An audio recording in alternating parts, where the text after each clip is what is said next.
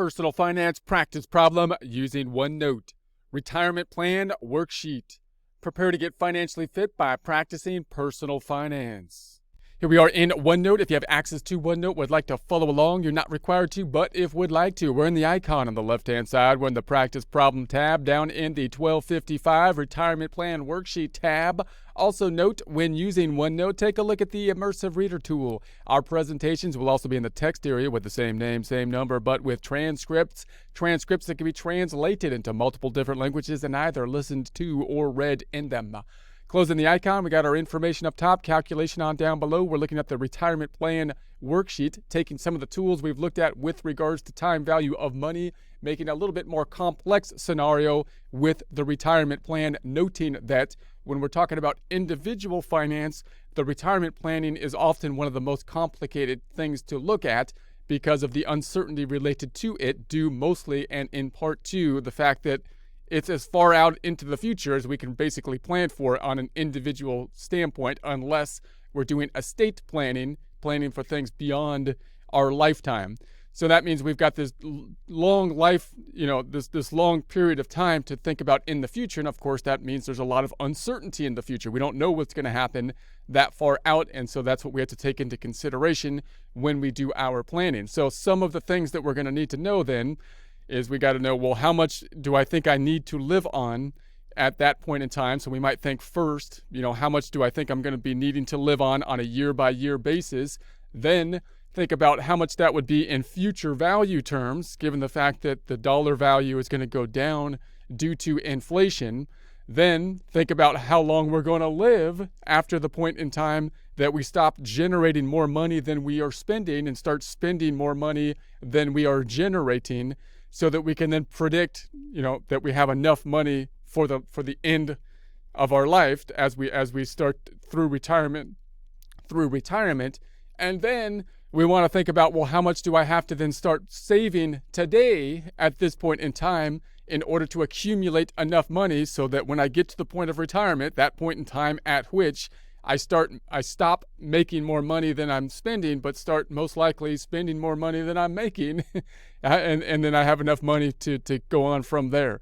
So this is a really individual thing as well, because when you look at retirement planning or work with other, they're going to have these set kind of models oftentimes, as if you can fit everybody into this set rubric.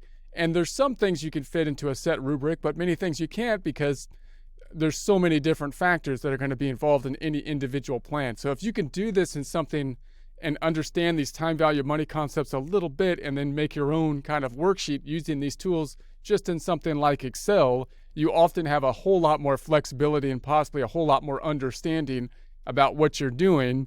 And you can see it, a little bit more clearly than you might have if you're using some kind of generic tool that gives you kind of a magic answer that's, you might not give you as much security feeling if you're doing that. If you can put this together a little bit more custom, it usually, I think, can give people a better sense of well-being about their retirement plan. So here's going to be our scenario. We're just going to look at some tools, and obviously, again, we don't know exactly what someone's individual circumstances are. But if you know these tools, you could start to put together your worksheet and think about how you can do that in a way that makes sense for you. So here's our scenario. We're going to say the retirement age is going to be 60. We're going to say the life expectancy is going to be 100. So that means we're going to stop earning at 60, and we're going to start spending more than we make from 60 till 100. So we got 40 years then that we want to be able to spend money more than we're making and have enough money that we can live comfortably doing that. We'd like to have our yearly spending, we're going to be $75,000. Note that $75,000 right there is a bit of an estimate, because you might first think how much today would I think in today's dollars would I need in order to live well in retirement, and then you might do a future value kind of calculation based on inflation of 1 to 3% to see an equivalent amount at the time you're 60 or to 100 or so on. And you could get more complex like that, but we're going to go with a straight $75,000 for that full-time period. We're going to say the rate is going to be 7%, which we're going to use throughout this process. That's another thing that you don't know for sure. Obviously, we don't know what the rate of growth is going to be if you're doing long-term planning, the idea is that the long-term planning, hopefully the economy will increase. And if you have a diversified portfolio, we can average an average of the 7%. We'll get more into like that planning stuff possibly at a future point in terms of how do you get 7% or what should you be investing in and that kind of thing. But the basic idea from a retirement standpoint, you get a portfolio diversified so that we're going to say an average of 7%. Is that good or bad? 7%? We might talk more about that at a later point in time, but that's going to be our assumption here. The current savings, we might already have some money that's currently saved, so it's not like we're starting from zero. So notice some of our thought process before when you're saying, well, we'll just make an annuity from now until the end point. Well, most likely you might have some money already in there, or you might have negative money. You might have debt that you want to pay off first or something like that. And so you got to take that current stance into consideration. So we'll say we have current savings of 30, and then we're going to say we're 30 years out to retirement. So we got 30 years until we hit 60, the retirement age, at which time we stop working and we start, spending more money than we're making. So we got 30 years to save up. That's what we'll do first. And then we'll say, let's do a more complex scenario basically down here. Our first scenario, we're going to start to say, okay, well, how much am I going to need for retirement? That's going to be our first step, meaning if I spend $75,000 a year from 60 to 100, how much will I need at that time of 60, that lump sum amount, so that I can spend that much up until that 40 years. So we need that, and then we're going to say how much do I need to invest for the 30 years down here in order to get to that number. Now this one down here, we might have to vary that a little bit because we might earn more money at different parts in our life. So it might, if we just use a straight annuity, which we'll start off with, we might want to get more complex than that as well. Okay, so let's go on down. First of all, we're going to do the present value of our annuity. We're going to take then this amount up here and say that we're going to be spending $75,000 for 40 years, right? And then see how much money would we need at 60 in order to do that. It's going to say negative present value. The rate is going to be 7%, comma, number of periods is going to be the 100 minus 60 or 40 periods, and then comma, the payment that we're going to be making is going to be the 75,000 so that we can present value that, and that would mean that at 60 we got 999,878 that we would need at 60 so that we can start taking 75,000 out per year for 40 years. Notice that if we take 75,000 out per year, 75,000 for 40 years, then that would be 75,000 out per year times 40. We would have 3 million here, but we're going to be earning 7% on it during that time for the money that's currently still in there. So we're thinking that we're going to need 999,878. Let's kind of verify that down here by doing our running balance calculation. So we'll do our running balance calculation. Now there's a lot of periods here. We're going down 40 periods, but if you do this in Excel, and we do this in Excel, if you want to look at this problem there, then you can practice setting this up, and it's quite easy when you copy it down. So if we take that original investment, the 999,878, and we do our earnings, we'll just do it one or two times because we've seen this type of calculation before. We'd say, okay, well, for starting off, we got a lot of money in there, 999,878, and we're going to be earning 7%, 0.07 on it. That means we're going to be earning 69,991 on just the earnings from that 7% earnings on it. But we're going to be taking out 75,000, so we're taking out more than we are earning. So that means if we started off with 999,878 plus 69,991 minus the 75,000, that means we've got then the investment at the 994,870. If we take that, the 994,870 times the 0.07, we're going to take these, that's going to have a less of an earnings, 69,641. Then we're taking out 75,000. So if we take the 944,870 plus the 69,641 minus the 75,000, we're going to get to then the 989,511 and so on and so forth. And then if we did this all the way down, at the bottom here, we should then get down, and notice your earnings, of course, are going to go down substantially as your as we have our principal going down. And then at the time of 40, after 40 years, when we're 100, we're going to spend our last dollar. We're going to spend our last dollar and keel over, and it's all over at that point. But notice that you might want a cushion there. But, in my case, I don't think I'll live to 100. So I think I already have a cushion. It's probably okay. But you might want to work into, of course, a safety net in case you live extremely long or something like that. So in any case, that's the idea of the first step. So we're going to need that much money then. We're going to need we're going to say the 999,878 when we're 60. And then we can take, okay, well, what's the future value of the current savings that we have? We've got 10,000 in there right now. If I don't spend it and I just save it, I put it into an account and I don't touch it for 30 years, how much will I have from that amount? Well, I can take the future value, negative future value of the rate, which is the 7%, comma, the number of periods, which would be then the 30 years, and then comma, because this is not an annuity, but future value of 1, taking the present value of that 10,000. That means at the time we're 60, that 10,000 would grow, we're saying, to be 76,123 if we were able to earn 7% compounded annually for the 30-year time period to retirement. So that means that we need then a difference. The full amount we need is the 999,878, and we're saying that we're going to have 76,123. The difference being the 923,756 that we would need to save for. So then we're going to say, well, if I'm 30 years out and I need to save this 923, or need to have a future value of 923,756 in 30 years, and I can get a 7% earnings on it on average, the easiest thing to do is say, well, let's do an annuity for 30 years to think about how much I would have to put in each year. Now, again, at this point in time, you might say, well, I don't have enough money to put in an annuity at this point in time. And I will have later, because I'm going to make more money later or something like that, which you got to be careful of, because that's the big problem with retirement planning. You can see that the earlier you put it in, the more it will grow over time. If you wait till a later point, then it becomes a lot more difficult, because then you got to put a lot more money in, because you don't have that growth time period to be letting it grow. But obviously, you're going to earn different amounts of money throughout your life. So you could get a lot more nuanced than say, well, I'm just going to put the same amount in for 30 years at this point in time.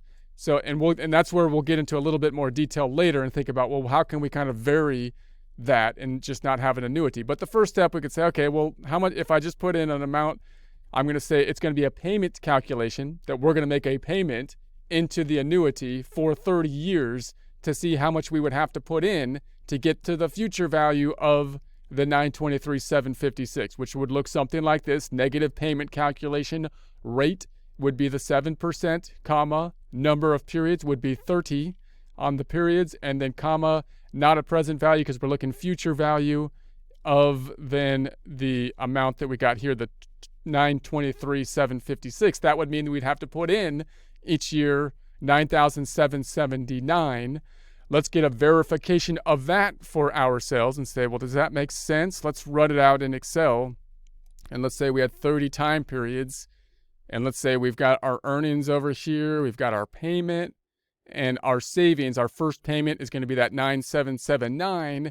And then if I was to earn on that, we'd say, all right, let's do our annuity 7%. We got the 9,779 times 0.07. That means we're going to earn the 685, plus we're going to put in another 9,779.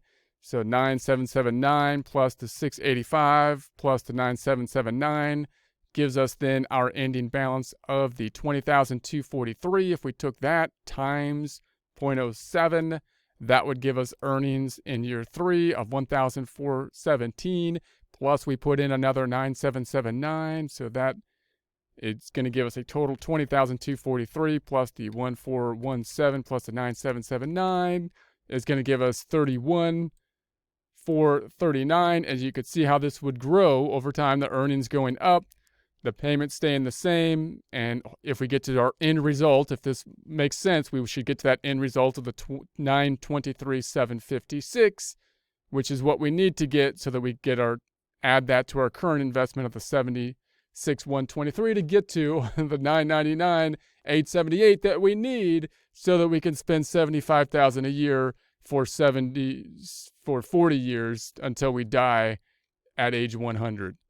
So next, you might do this a couple different ways. You could build your tables a couple different ways depending on what you have, just to mix and match these calculations. You could say, well, I can combine my table because I happen to have 10,000 up front and I'm averaging a 7% earning the whole time. So I could build my table and say, I'm going to get to this number, the 999,878, with one table. Because if I have 10,000 in my original investment, I'm going to earn 700 on it, 10,000 times 700. I'm going to have a payment that will start at the end of period 1 of that 9779, and that will then give me the 20,479, which would be the 10,000 plus the 9779 plus 700, and then you can continue from there. You could say, okay, well, if I got the 20,479 times 0.07 earnings, I would earn then on both my original investment and the annuity the 1,434. Then I'd put in another 9,779. So I'd have the 20,479 plus the 1,434 plus the 9,779, which would give us then the 31,692. Multiplying that times 0.07 or 7% would give us earnings of 2,218. Plus I'd put in another 9,779. So I'd have 31,692 plus 2,218 plus 9,779 would give us then the 43,690 about, and so on.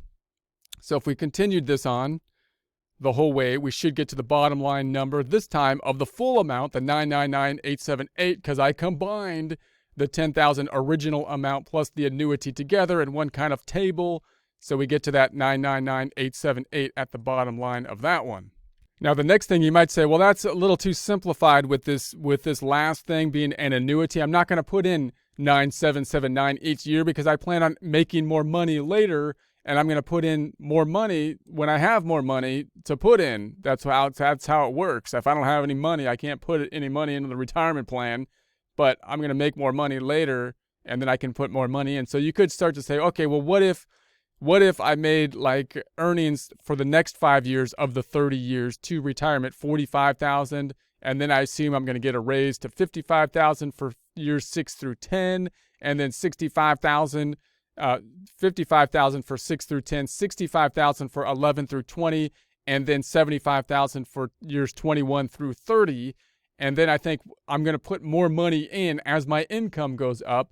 And then possibly I can say, well, what kind of percent then do I need to choose my percent of my earnings would I have to put in at these levels in order to generate enough money to reach that dollar amount, which we had here of the 923,756 in that way. So if you set it up in this format, notice I can kind of lock it down to this percent. I can't do a nice annuity calculation, but I can do present value of one calculations or like a series of annuities, and we'll do both formats just so you can kind of see how you can combine these things together.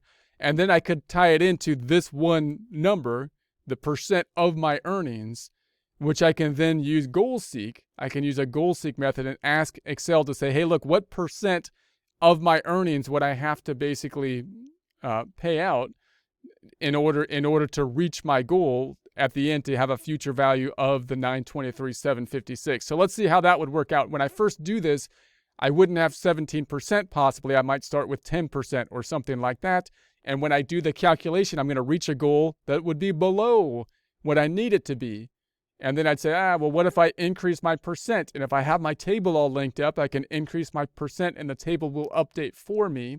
And then I can ask Excel to update the percent for me in a goal seek method, which we do in Excel if you want to take a look at that. And Excel will do the trial and error for us, plugging in the number that we would need to get us exactly to, the 923,756 based on the information we input. So we could do something. Now, there's a couple ways we can do this. One way we can do it is, why don't I just do, instead of an annuity calculation, I'm just going to list out my 30 years here. And then I'm just going to list out my income per year. So I'm just going to say, all right, for the first 5 years, I said I'm going to earn $45,000. We're going to earn $45,000 for 5 years, and we're taking an investment, which we said is 17%, which happens to be the answer. You might start with like a 10% or something like that, and then you could adjust it. But if it was 45,000 times about 17%, because I think it's rounded, we would get about the 76454. So if I invested then for the first 5 years, 7,654, I'm not going to do an annuity calculation. I'm going to do a future value of 1 calculation 5 times here. I'm going to eventually do it 30 times. So we could do a future value calculation, which would give us then, I won't do it here. You got them in, we will do this in Excel, but if I just do a future value of 1 calculation, and we were to basically take the future value of the 7,654 for the next, this is going to be 29 years, because the 30 minus 1, we're going to get the 54,449. The formula would look something like this: equals the future value of the rate, which would be the 7%, the 7% up top. And then the comma, the number of periods would be, this is where the tricky part is, we did that subtraction thing, which we would take the end result, the 30, make it absolute, so it doesn't move when we copy it down, minus the 1, which would give us 29 in this case. And then we're going to say comma, comma, because it's not an annuity, so we have no payment. And the present value would be the 7,645. So if we we future value the 7,645 at earnings of 7% for 29 periods, we get to the 54,449. Then we'll put in another 7,654. I'm only looking at this second payment. Then I'm going to add all the future values together up at the end of this whole table. If we take that 7,654, future value it for, what did we say, 28 periods, 28, which is 30 minus 2 periods at the 7%, we get 50,887, and then we get a slightly less number for the same 45 3 years out, and then we get a slightly less for 4 years out. And then we said that in the second part, we got 55,000 for the next 5 years that we're going to earn. We're going to earn 55,000 for the next 5 years. If I take 17% of that, we're taking the same percent of our earnings. We're going to say, all right, 55,000 times 0.17 is about 935,054, about that 17 is rounded. That then gives us a future value. If we future value these, it goes down for these 4 because we're going later on in time. And then we said that it's going to, for the next 10 years, we're going to earn 65,000. 65,000 for 10 years.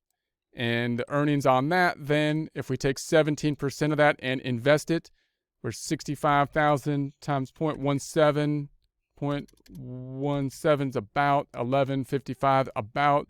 And if we future value that, we're going to get the 39,981, and then we'll future value it all the way down. And then, finally, I think for the last 10 years, we had 75,000. If we take 17% of that, 75,000 times 0.17, 12,750 about, and then we'll future value those all the way down. And then if we sum up the entire column, we get to that 923,756, which is what we needed, the 923,756. Now, the reason we got to this amount here is because we already did the goal seek to figure out the percent that we needed, the percent of our earnings. But you can see if we did not get, because it's a guess, if we guessed down here 10% or something like that, and we got some number below the 923,756, then we can change this one cell, and it would change the entire table for us, and we could just use trial and error to change this cell until we get to a number, an approximation, because it's just an estimate that we're comfortable with, or we can ask Excel to make it exact by finding the exact percent that we would need to take in order to get that number to be the 923,756, which happens to be around 17% in this case. But it's just an estimate. So if you set your table up in such a way that you can link it and change your data here, and that will change your table, then that makes it a lot nicer for you to kind of be able to change your projections and figure things out and run multiple projections. Now, you might also say, hey, look, this looks like 4 separate annuities. Why do you have to do 30 periods? Why don't you set this up as 4 separate annuities, one with 5 periods, second with 5 periods, this with 10, this with 10? You can do that, but for example, this first one, if I do an annuity for 5 periods, it's going to leave me 5 years out, and then I'm still going to have to do a future value of 1 for the next 15 years. So let me show you what that would look like, just so you can take a look at that, just so you can compare and contrast how these things are related.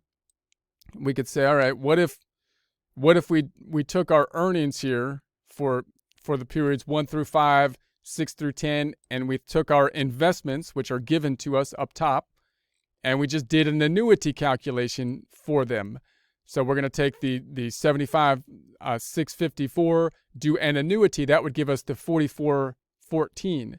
But note that 4414, again, leaves us at period 5, and we need to go 30 years out. So we're still going to earn. We need to do a future value of 1 calculation then, which would give us to the 238,880. I'll do this in a little bit more detail down below. Same thing here. This would be the annuity for 5 periods, but then I'd have to do a future value calculation to get it out to 30 years out.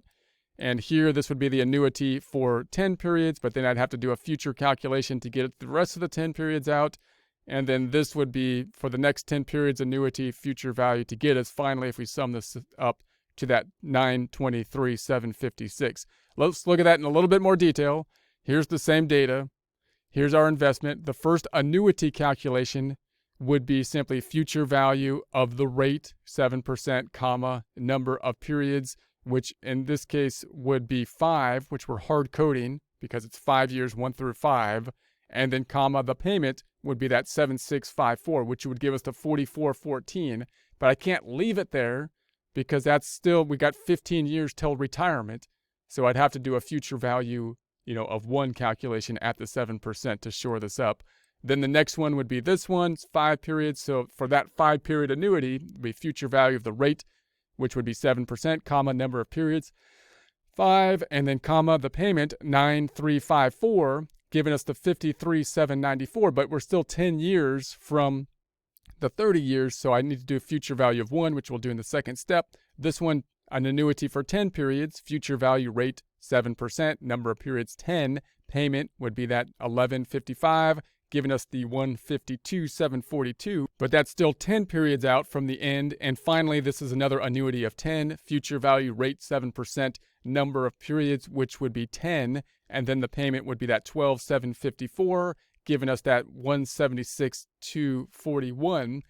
The next step would be to do the future value to shore these up to get to the same point in time. So if I had 4414 as of year 5 of 30, I would do a future value of 1 to get it to 30 years out. So then we'd have to do the future value, the rate 7%, comma, 30 minus 5, which would be the end period 30, minus 5, which is that 25 years that we would need, comma, because there's no payment, and the present value would then be that 4414 to get us to the 238,880. This one gets us the 53,794, but I'm still 20 years out to get to the 30 here. So I do future value of the rate 7%, comma, number of periods 30 minus 10 to shore it up, comma, because it's not an annuity, but future value of 1 to pick up that 53,794. That gives us the 208,167. Then we've got this one, which we need to shore up because it's got 10 years out still. So that would be the future value of the 10 years, 30 minus 20, and then of that. And then finally, the last one is actually at the end result, so we don't need to do anything special to it, same number. And if we add that up once again, we're at the 923,756. So you can see it in this format as well, but you got to be a little bit careful about doing that kind of calculation. So I know this was, we went around with a lot of different future value annuity, non-annuity stuff here, but running balance tables and things. Hopefully that shows you how you can kind of tie these things together or look at them in different ways. We do this in Excel too, if you want to work on, your Excel skills and just kind of put these tables together in a way that just working on them makes it a lot more clear.